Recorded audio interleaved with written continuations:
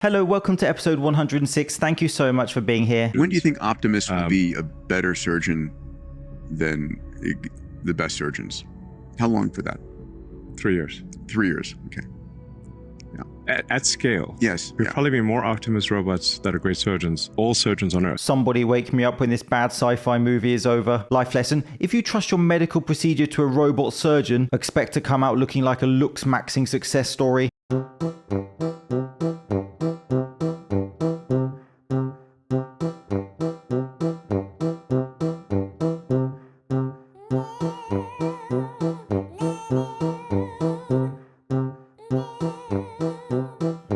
The manager special at that supermarket comes with 4 legs and bubonic plague. This girl on TikTok is blowing up because she claims she's a mermaid, and she's showing proof. Not makeup, not filters, but webbed fingers, needle-sharp teeth, and what looks like an actual tail. Every post she drops hits tens of millions of views. But here's the part that's freaking people out. She says mermaids aren't cute or friendly. They're predators, sailor hunters. Yet in her videos, she acts calm and only eats seaweed. America is split, half saying CGI, half saying there's no way she faked this. But then things get crazier. Back in 2011, scientists supposedly confirmed AIDS after a 2002 deep-sea recording captured something slamming into a submersible window. And in slow-mo, you can literally see a hand that doesn't look human. Since then, evidence keeps popping up. Mummified mermaids in private museums, a massive tail washed up in Australia, and even a shark cam clip showing a mermaid-shaped figure. And now this girl claims mermaids only live 6 years, and she might be the last one alive. So watch her videos now, because if she's telling the truth, her time is running out. I'm pretty certain that mermaids don't use TikTok. They use Facebook. I bet they taste lovely grilled and with some lemon on top. Okay, wait, show it to me. It's literally like a sponge. Look, it feels like a freaking sponge. That's disgusting. Is that one like it? It's sort of in between. What the heck? Well, this is a little This more isn't ice even creamy. real. Try that. I wouldn't eat that. I'm scared of it. Friars, you have some explaining to do. You can send us a check if you want our silence. Oh, I'd still eat it. What? It's ice cream. Kind of. Usted sintió mucho susto cuando vio este artefacto. ¿Qué sintió usted? Cuéntenos la historia. La verdad sí, un susto, fue una impresión porque es algo que uno no ve a diario. Claro. Es algo, la verdad, fue un susto bastante grande. ¿De qué tamaño usted cree que era ese artefacto? Yo creo que aproximadamente unos 3 metros, más o menos del grande de la cuatrimoto en la que yo andaba ese día. Se imagino la impresión que usted le dio ver ese artefacto, o sea, una cuatrimoto volando pero plana, le dio mucha impresión a usted. ¿Y qué decía su hermanita? No, ella asustada, apenas miraba y decía groserías ahí. ¿Quién fue la primera que lo vio, usted o ella? No, mi hermanita. Y ella fue la que le anunció, Sí, porque en el porque video ella te comentó, Natalia, mira esto. Incluso ella dice un par de vulgaridades ahí, pero bueno, es algo muy real y es algo que es en directo. Natalia, cuénteme una cosa. Ese video usted lo filmó en 4K. ¿Por qué no siguió filmando más? Porque había momentos en que el celular se me estaba apagando. Se me apagaba, entonces pues no de decir ya lo último de seguir insistiendo porque se demoraba mucho en prender. Se apagaba y cuando... Estaba pegado casi a la torre. Sí, ¿Estaba casi pegado a la torre? Pegado en la torre, sí señor. ¿Usted dice que él medía más o menos cuánto? Unos 3 metros. 3 metros. Aproximadamente. ¿Usted dice que era el grandor del artefacto en que usted andaba la moto? Sí, sí señor. These UFO sightings in Colombia are getting really eerie now, and we saw one in the last video. Now we're seeing this one. There is something authentic about the way she's recounting her experience. Who knows? Okay, no joke. I'm loading up wood, and I look up, and this is what I see. Wait for it.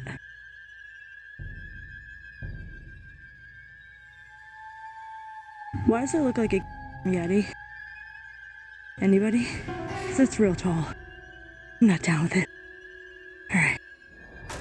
I think it's time to go back inside now. That looks like a statue, but if not, probably not best to stand out there filming in your mittens. Going to see something very bizarre in this video that was shared with me by Ian Chandler out of rural London, England. We're going to get right to it. Here we go. You're looking at a fox in his backyard that was picked up by his motion-activated security camera. He sets out food and water for this fox that comes around every once in a while, and this was one of those nights that it came around at 1:01 in the morning. And he's standing back here minding his own business, eating the food, drinking the water, when all of a sudden you can see he's noticing something over here by the fence. So he walks over to the fence, starts kind of looking around, smelling around. This is the fence right here that I've inserted. I'll show it to you again. That's the fence in the daytime. Did you see what happened? The fox disappeared, walked right through the fence. The time sequence did not change. This video has not been altered in any way. Watch it again up close. Okay, he's standing there eating, minding his own business, when all of a sudden he notices something. He's drawn to the fence. So he walks over to the fence, stops. Something has him very drawn to the fence. Then all of a sudden, he just walks right through the fence. Because we do live in a spiritual, energetic world, and every once in a while, it's bound to happen that something unexplainable is going to be captured on camera. Well, that's pretty weird. I don't think that is a camera glitch, but I would like to see the timestamps to show it's a smooth recording. Either we are being fooled, or that fox just quantum leaped.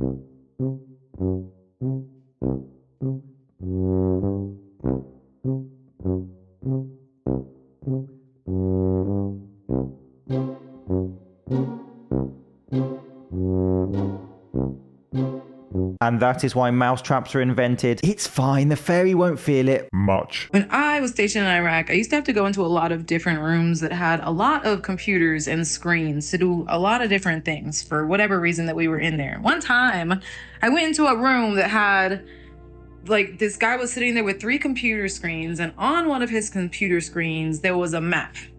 And the map was not a map of the earth. It looked like a map of the earth, but it caught my attention because when I looked at it, it just like looked the wrong shape, right? So I started looking at it and I was like, the earth was like in the middle and there was outside of it. Now this was a room that map would literally not have been in. Like there was no way that this map, I've told this story on my TikTok before, there's no way that this map was in this room. Like it wasn't real. There was no, these computers were not allowed to have people's cute little backgrounds and on them. And this wasn't a cute little background. It was a map that was being monitored. Anyway, he was doing something. I was waiting for him to do something. And he notices me just completely lost in this map because my flappers were gasted. I was realizing that this was a map. And in the middle, I saw all of the countries of the world that we know. And there was on the outside. So I'm looking, right? I'm like, what the is this? Because it said that why does that say Asgard, right? Anyway, so I'm looking at it and I'm like, what the right? And he looks at me and just very matter of fact, it was like, no one's gonna believe you. And I just like, was like, no. First question, why did she turn her kitchen into a gaming setup? It's a weird story, and especially when from ex-military. I have a video about Admiral Byrd and the Hollow Earth for anyone interested. November 15th, 2024, Stanford researchers posted the results of a study on digital twins and personality capture. 1,000 participants in the study took a 2-hour interview. From that interview alone, a digital twin was created. The participants, along with their own digital twin, were given a survey, and the digital twins answered the questions on the survey exactly like the real person did. It's not hard to see major applications here for 5th generational warfare. Zoom far out beyond a 2-hour interview. Imagine how accurately a digital twin could be made from years of metadata. It's not hard to see that in the near future, a digital twin could be made of an adversary. That twin could be taken through hundreds of thousands of simulations, finding the exact set of circumstances that could drive that person insane, destroy their marriage and relationships, or how a trap could be set that leads to that person's. Remember, the human mind has no firewall. Well, that got dark quickly. We do need to be careful how much of our personal lives we put online, because the next thing you know, someone's going to create a digital voodoo doll of you. Nail into the device and it changes color within a matter of seconds. So right now I have it set to a blue color chosen via the app. We have over 400 different colors in the app, and there you are. It changes instantly. So we have 12 different sizes, 2 styles of press-ons. I'm wearing the long swivel right now. These are the medium ballerina size. Every starter kit you order is $95. It comes with all 12 nail sizes. It comes with our glue and our top coat and your magic wand, which is going to do the changing for you. Our app is free to download. You can see all the colors right here. If it's a bit too overwhelming for you, we also have some curated palettes. So I put it on the blue one right now, but you could choose red. You could choose the rainbow. And all those 5 colors are going to be loaded right onto your wand. If you're going to choose this red palette, all you have to do is make sure your Bluetooth wand is connected. Add to wand, sync it in. And now I can take that same nail and switch it back to red. And there you are. Now they can track you through your nails also. But those colors though. How lazy are we that we can't even be bothered to paint our nails now? Not that I paint my nails. So ever since we've had this fog show up all around the world, people have been experiencing some strange things. I'm going to tell you what I think it is. I have ChatGPT here. I'm going to show you in one take, no edits. Let's see. Hello, can you hear me? Yes, I can hear you. How can I help? Explain to me with a little bit of detail what smart dust is. Smart dust consists of tiny wireless sensors, each as small as a grain of sand. These sensors can detect and measure environmental conditions, such as temperature, light, vibration, or chemicals. They communicate wirelessly and can work together to gather and transmit data, often in real time. This makes them useful for applications in fields like environmental monitoring, industrial automation, and even military surveillance. So if the military wanted to use this to collect data from civilians or anything they really wanted, they could do that? Yes, the military could use smart dust for data collection, including surveillance. The technology's small size and wireless capabilities make it versatile for various applications, including monitoring environments discreetly. However, the use of such technology would be subject to legal and ethical considerations. Why am I not surprised that we now have a thing called smart dust? I don't know what that fog is, but I'm telling you, I don't like where technology is going. In the sky, okay? And when I say in the sky, I don't mean like a plane or a star.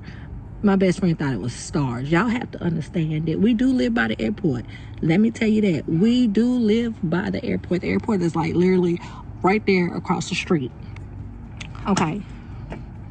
But there is something in this sky. And it's right here. And what happened? Oh shit. Okay, there it go. So it has been, what is that? Because that's not a building. That's not a building that's flashing. That sure ain't no, that ain't no, I'm getting blurry. It's not no, what's the things, antennas, whatever them thingies be. Y'all, there is something in the sky. There ain't no Christmas lights. It looks like the stars are glitching. Can someone call the electrician out? I don't know what that is. But alien Mothership, to be clear. No one will believe you anyway. Of quite a high-profile bank. And what's this they have through the window? Is that their, like, original safe? This is the back of the Rothschild bank. Is that their original safe? I'm not sure. It's a funny one. Look at that.